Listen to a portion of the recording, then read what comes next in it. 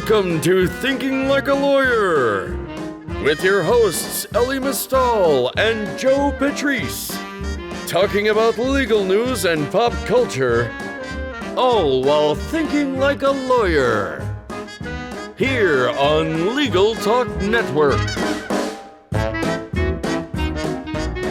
Hello, welcome to another edition of Thinking Like a Lawyer. I'm Joe Patrice from Above the Law. I'm joined, as usual, by my colleague Elie, who was good enough to stop watching Disney Plus for a few seconds to join us today. I decided to leave The Mandalorian at home and come all the way into the office. Have you watched that yet? Not quite yet. Okay. I've bought the service, did the whole year-long service, bundled it with a bunch of other crap, and I have The Mandalorian set to go this weekend. I already watched it. It's good. It's like...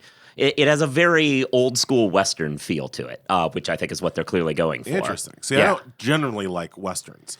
I do like Boba Fett, and I do like Star Wars, and I do like Oberyn Martell, who's playing the main character. Yeah, it feels very have gun will travel kind of a show as he's going around hunting down his bounties. But yeah, it's the whiteness of Westerns that usually gets me, right? Right. Like, I like Django just fine. And yeah, right. And he's wearing a mask, so you won't have any sense of any of that. But that's not what I'm angry about today. Oh, okay. Obviously, I'm quite happy about Disney Plus because I don't mind having the mark of the beast on me. I have 2 kids. What am I going to do? But in the words of Samuel L. Jackson, I have had it with these mother effing candidates in my mother effing primary.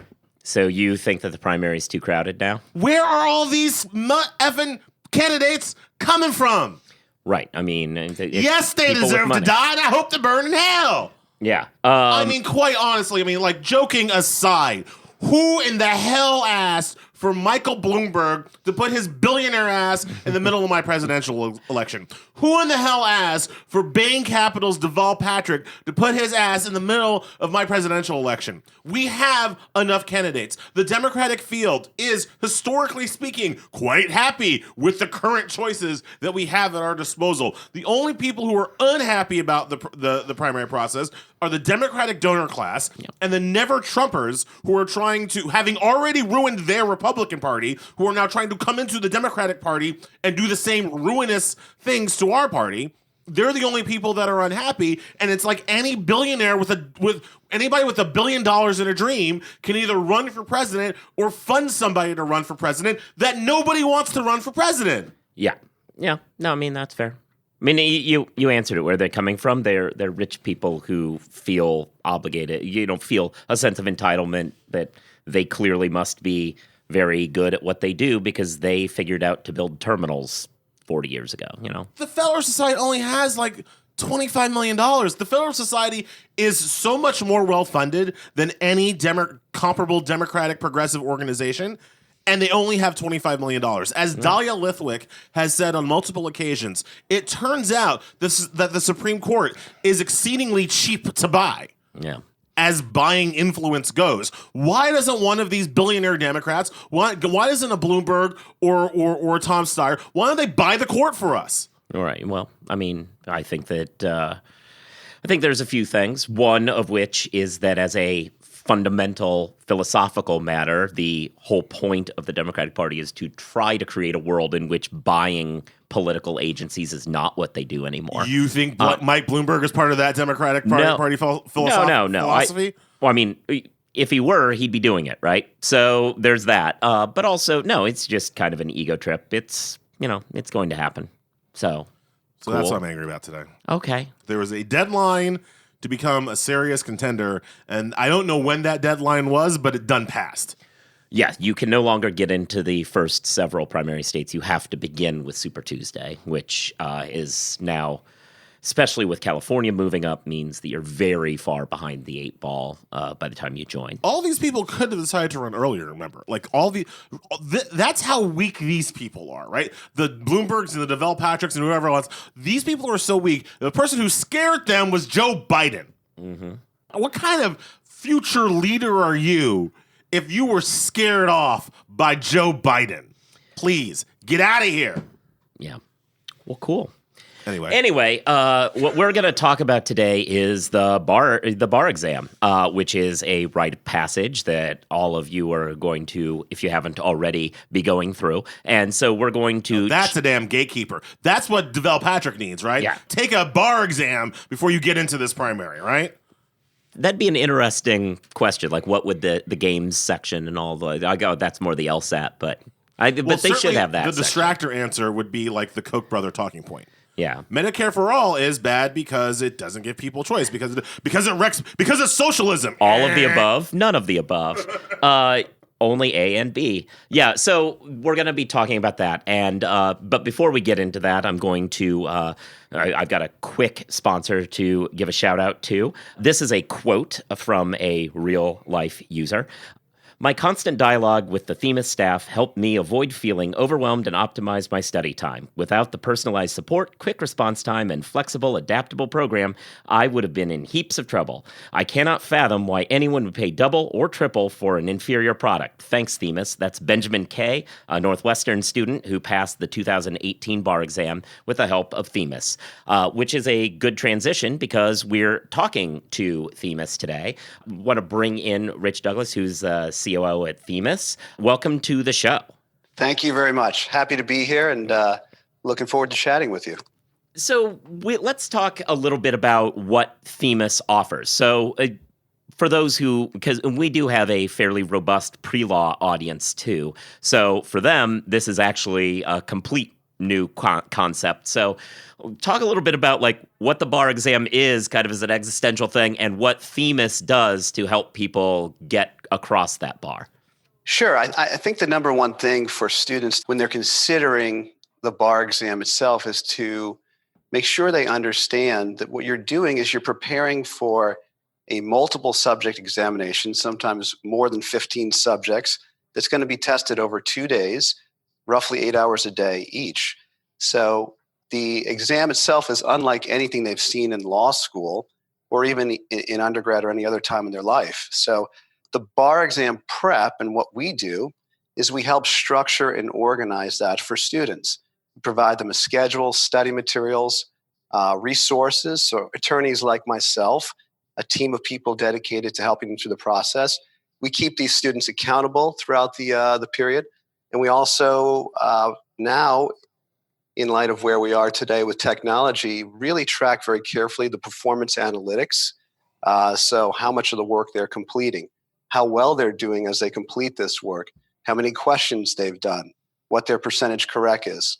A lot of these things that we're tracking, we have some secret sauce, if you will, or an internal algorithm that will give us a better idea if these students are tracking where they need to be, or if we need to give them a little bit of a push and encouragement to move forward at a better pace, or even if they're beyond where they are, give them a little bit of advice or guidance in terms of where to focus their attention if there's some areas of challenge. One of the things that I think is important for people to understand, especially if you haven't been through the bar process just yet or thinking about going to law school, is that law school, for the most part, is not there to teach you at all how to pass the bar exam, right? It's an entirely different skill set. It's an entirely different kind of curriculum. And so one of the things that bar prep companies have to do, and first of all, it's one of the things that you have to kind of sell people that you are doing.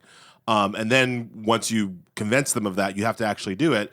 You have to do a lot of teaching to your students so that they can pass the bar. It's not test prep in the sense that like, oh, I'm doing some vocabulary flashcards for the SATs. It is test prep in the terms of like, oh, I need to learn the hearsay rule now because I didn't have to take evidence, but now I need to be able to note the 13 exceptions to hearsay in order to pass this bar exam. So how does Themis go about really what's their kind of classroom prep? What's their teaching mechanism to help students absorb all of this information in a very compressed timescale?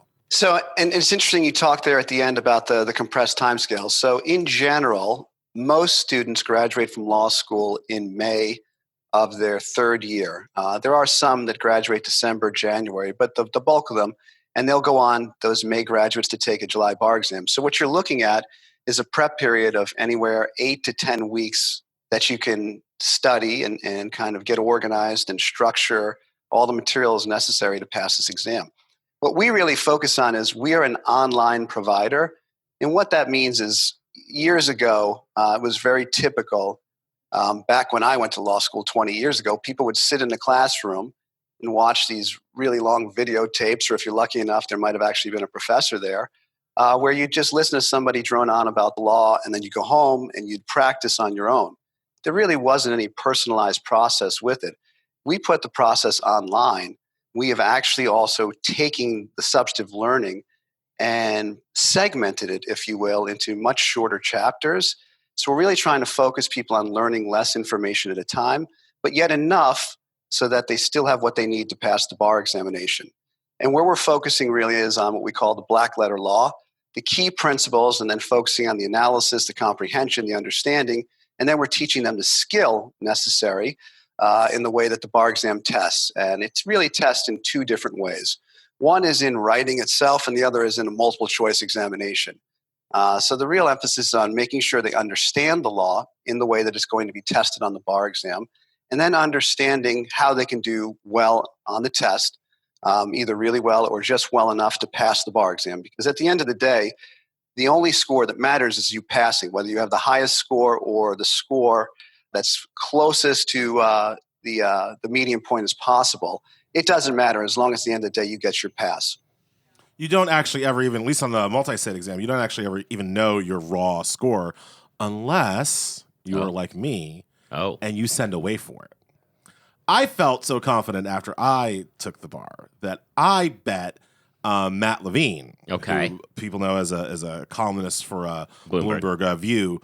He was in my college class, and he's one of the smartest people I know. And I killed the bar so hard that I sent away for my score and bet Matt Levine that he didn't get within 5 points of my raw, just, out of 200 MBE score.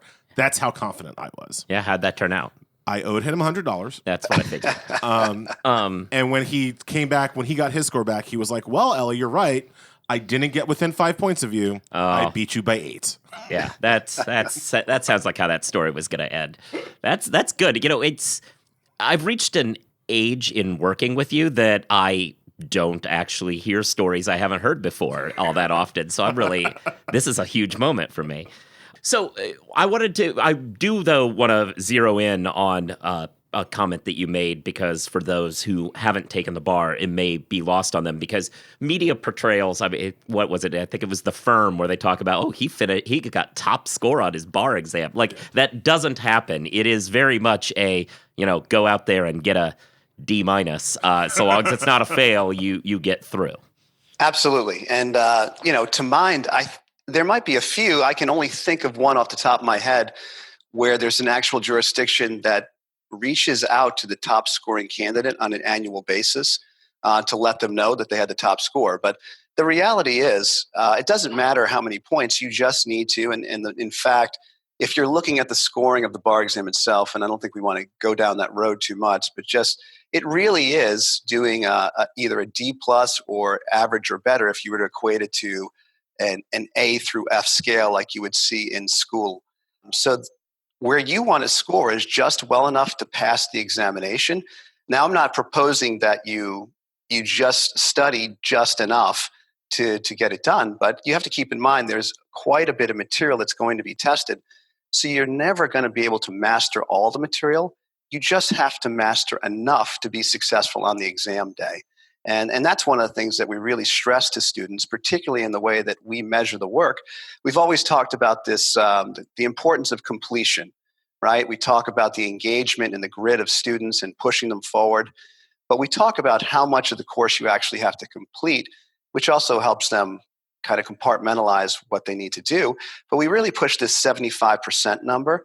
And what we tell students is, if you're doing at least 75% of the work we're going to assign you during this course, or that 8 to 10 week period I laid out before, more likely than not, you are going to be successful on your bar exam. And if you do more than the 75%, be it 80, 85, the likelihood that you're going to be successful only increases. It never decreases from there. So we really talk about, don't focus on 100% of the work.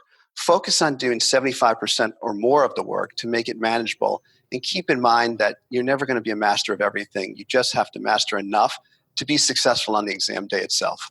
That is so much nicer than what I heard. I had my whole Harvard graduating class. They put us in an auditorium, and the booming voice over the microphone was straight up like, "One of you will fail. Do not be that one." And like that was our, then go forth and study. Yep. Joe, yeah. What was the hardest part of the bar exam for you? I mean, this is a test that is known as one of the most difficult tests like available in America. And there are parts that people find not as hard. There are parts that people find terrifying. What was the hardest part for you? Not just in terms of like what you thought was going to be hard, but like test day 1, day 2. What was the actual hardest part? So this plays into humble brag, I guess. But the most terrifying moment of the test for me was on the second day when I finished with a couple of hours to spare and looked around and was like, because you're in the Javits Center here in New York, and so it's thousands of people all around you, and no one else is done, and I'm done, and I'm like, did I completely miss what was going on, or what? Ultimately, I spent about 15 minutes just looking over everything to make sure I wasn't crazy, and then when I decided I was done, I got on out of there. It turned out I wasn't the only person done. I did run into one of my law school friends outside, but we were very early finishers, and that was the most terrifying part, the part where you think it's like the old Rumsfeld thing about known knowns, known unknowns, and whatever. It's like when you finish early like that, you're like, I've clearly done something wrong, and I have no idea what it is, because otherwise I wouldn't be done this early. But it turned out it was okay. Well, let's take this opportunity to read another ad, because that's what we can do. This episode also is brought to you by Mr. Whiskers, who's very mad at you and thinking about moving in with your ex, all because you're still at the office slogging through an endless doc review project. Make better decisions, keep your pet, and work smarter with Logical, e-discovery software that gets you started in minutes. Live in the meow. Create your free account today at logical.com/ATL. That's logic with a K, CULL.com/ATL. You don't have to do that last part. You don't have to do live in the meow. Oh, no, I have to do that. No, that's the part that's good, right? No, like, not to diss like the rest of the copy. The rest of the copy's fine, but like it's all about the meow. You don't have to do that. Yeah, no, you do. Anyway, the hardest part for me in the bar exam, okay. Well, not testing day, but just in terms of was like falling behind Matt Levine again. Yeah, exactly. Okay, was in the prep, I was really flummoxed by the distractor answers. So the bar exam, unlike pretty much every other exam, puts in the multiple choice section, puts an answer choice in that is kind of purposefully meant to distract you, right? It's purposely meant to sound like it's right and almost kind of take advantage of over-information. This is what Ron was talking about how you can't actually master everything, what Rich was talking about. Takes advantage of over-information, right? So you'll get this fact pattern. The guy walks into the car and the brakes are faulty. He runs the red light. He gets slammed in by a driver who was speeding, who wasn't there. At that point, the aliens come down and they stab him in the face. And they right. Who's to blame for this driver, right? And they tell you right in the beginning, the brakes were faulty. They tell you the answer right in the beginning. And answer A is the brakes were faulty, right? But answer C is like really getting you into like you've been learning about manslaughter and you know involuntary, and you have all of these other like random thoughts, and that's what that answer is. That distractor answer. It's taking advantage of all of these other words you've heard to like make you want to circle in C, right? When the first answer is the most obvious answer. And you didn't have to know anything about the law to read the damn paragraph, because it's the bar, like every exam ever made, it is a reading comprehension test. They put the answer right in the first sentence. The brakes were faulty. Yeah. So with that, so when it comes to bar prep, is that an issue that you find is true of a lot of students and not just Elie, and B, And B, is this actually a good place where those analytics that you talk about can come into play, allowing you to kind of identify early, oh, this is where somebody's missing something? I think it absolutely is. And, one of the things that we do in our program is we teach and provide both what we call substantive presentations, so those that are actually teaching the law to students, as well as we provide skill workshops.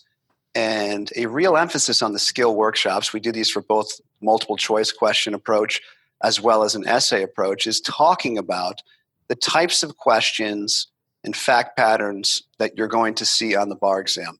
And it's interesting you brought up the distractor question, because that is something that if I could count over the years how many questions have arisen throughout our prep courses relating to distractors, it has to be well into the thousands. But we spend a lot of time talking to students about why these are in the questions, why they're important, and how practice can help you identify them right away. We also do things like break down, provide some templates, help students understand how to compartmentalize, how to think about the questions, and then look at each of the answer choices, but always not lose sight of the facts and the real question that was asked up above when they're reading that hypothetical, if you will. So there is a function of what we do where we're really talking to students about the skills necessary to be successful and how to practice within each subject area and the types of questions that they're going to see on the bar exam.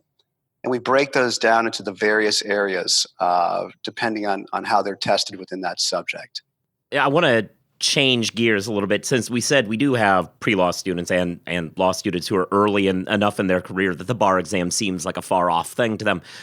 Let's talk a little bit about the Law School Essentials work that Themis does. Sure. Yeah. So walk us through that and ways in which people who maybe aren't ready to take the bar exam can still be utilizing and leveraging what Themis can offer. So one of the things that we do is we provide a host of resources that are free for law students, and a big one, particularly for someone in the pre-law space or even as a first-year student, and frankly, even maybe a foreign-trained attorney that might be out there, is there is what we call a first-year law school essential course, and it's free. There's no obligations to take us. We're not going to come chase you down someday and bang on your door for money. It's absolutely free. The only thing you have to give us is, frankly, an email address.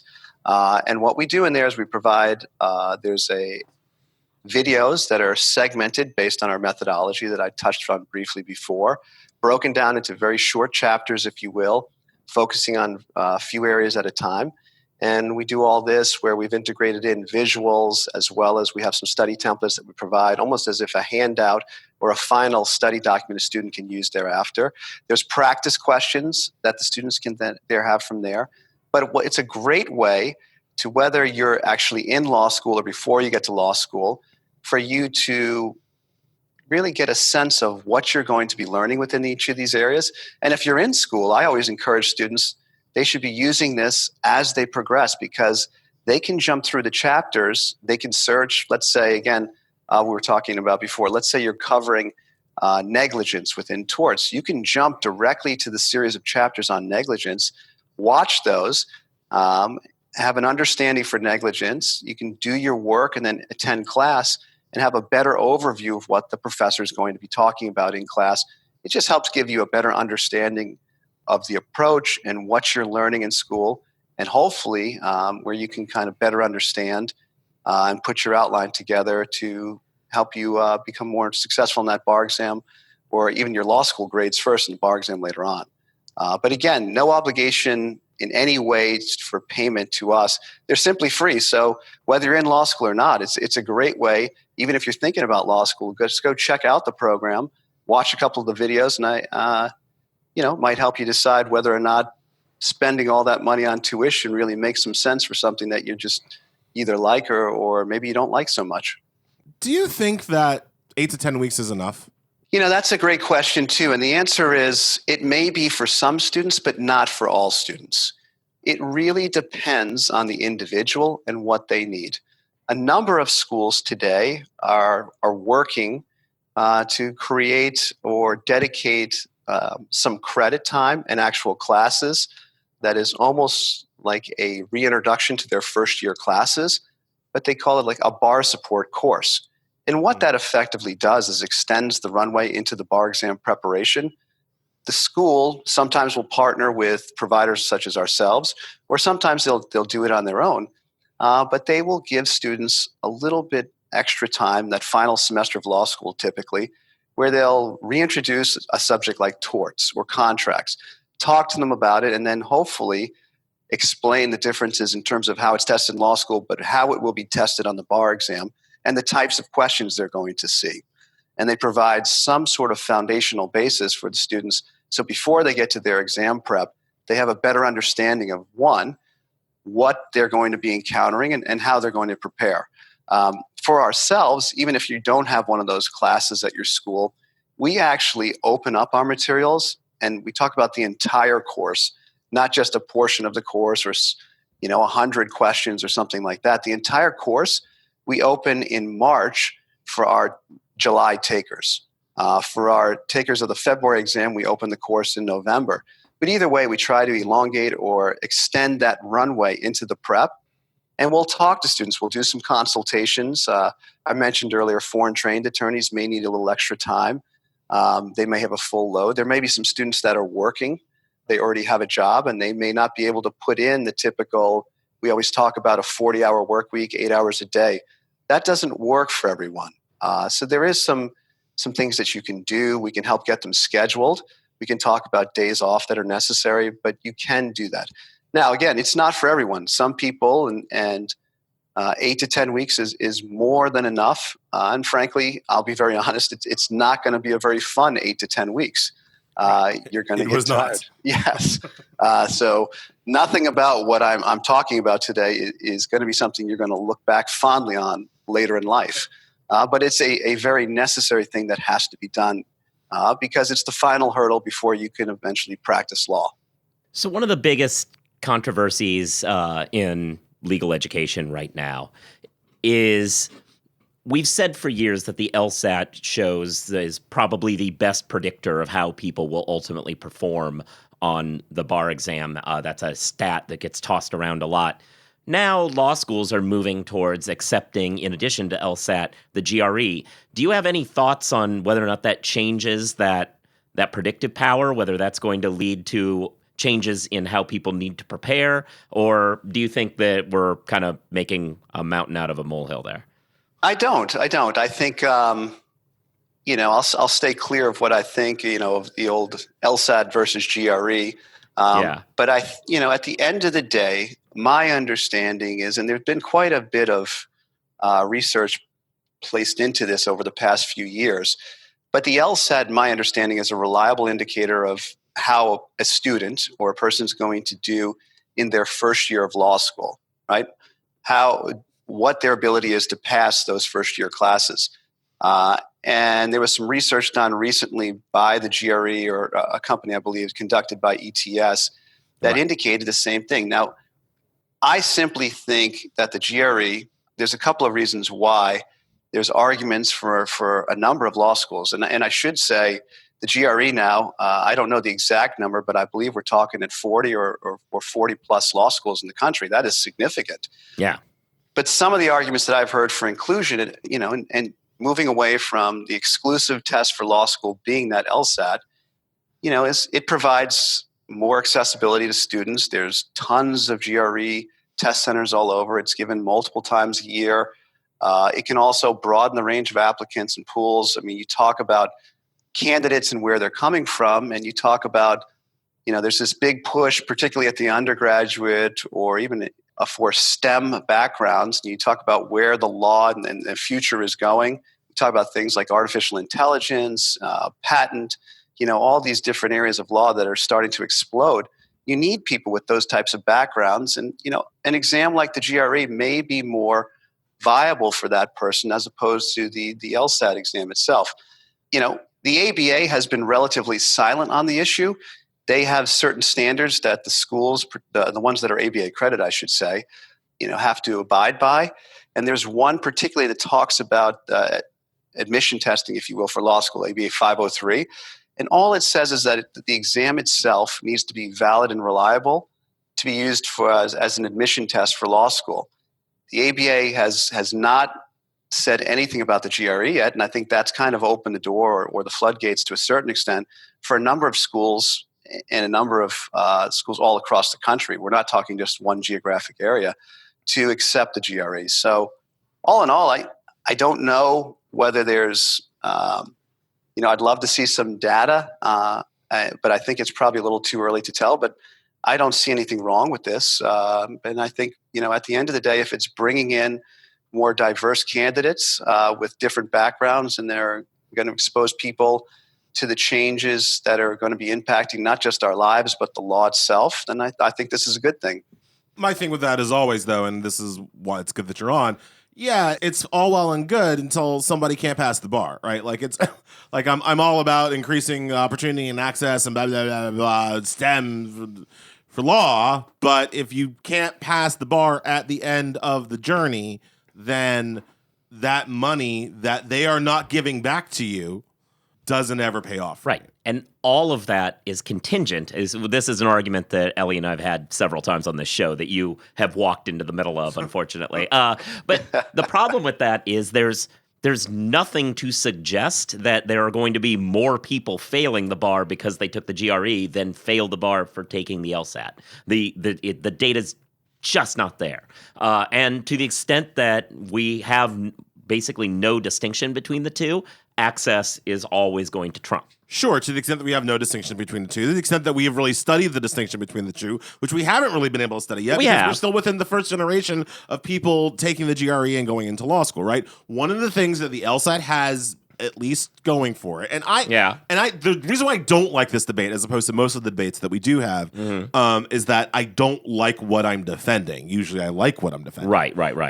Even if I'm wrong. Here, I'm kind of both wrong, and I don't like what I'm defending. Yeah. I don't think that the LSAT is a great test. I don't think the LSAT should be the only thing that determines whether or not a person gets into law school. But taking the LSAT does show a certain level of seriousness and commitment and understanding of what you were about to get into, whereas taking the GRE is just like what you do when you don't feel like getting a job after college, right? Like, a PhD, history, law school. Like that's what the LSAT is too. The LSAT is what you do when you don't feel like getting a job after college, but we're also not good at math. Anyway, but that's the whole aside there. No, but that is an excellent point about the increasing the exposure and the way that the law is moving towards more hard science related subject practice areas, that's a great point. Well, thanks, Rich, for joining us today. This was super valuable. I'm glad you could join. It was a lot of fun. Thanks for having me. And I appreciate you. I've got a little bit of a cold, so I appreciate you dealing with my slightly nasally voice. But anytime you guys need a guest, feel free. I enjoyed myself. Excellent. Thanks. Excellent. And we would like to thank our sponsor, Themis Bar Review, who's known and respected by law students for their fair pricing and full transparency. The only bar prep company to publish the pass rates every single year. Go to themisbar.com and find out why 97% of July 2019 Themis students said they'd recommend Themis Bar Review to others. And thank you all for listening. You should be subscribed to the show by now, but if not, go ahead and do that now. Give us some reviews, not just the stars. Write something, because words on that page tell the algorithm that it's important to pay attention to this show, which moves us up their rankings of legal podcasts, which is always important. You should be listening to The Jabot, which is Catherine's podcast, an occasional host here, where she talks about women and minorities in the legal profession. You should be listening to the other offerings of the Legal Talk Network. You should be reading Above the Law. Go ahead and follow us on Twitter. I'm at Joseph Patrice. He's at Elie NYC. And this episode comes out before the next debate. You should sign up for the Nation's, whatever, is it a live blog that you're doing? Live blog, where they're going to be covering the next debate, and Elie is going to be one of the commentators for that. And Joe, but you didn't do the other thing. Oh, what's that, Elie? Don't make me meow. If you'd like more information about what you've heard today, please visit LegalTalkNetwork.com. You can also find us at AboveTheLaw.com, ATLRedline.com, iTunes, RSS, Twitter, and Facebook. The views expressed by the participants of this program are their own and do not represent the views of, nor are they endorsed by, Legal Talk Network, its officers, directors, employees, agents, representatives, shareholders, and subsidiaries. None of the content should be considered legal advice. As always, consult a lawyer.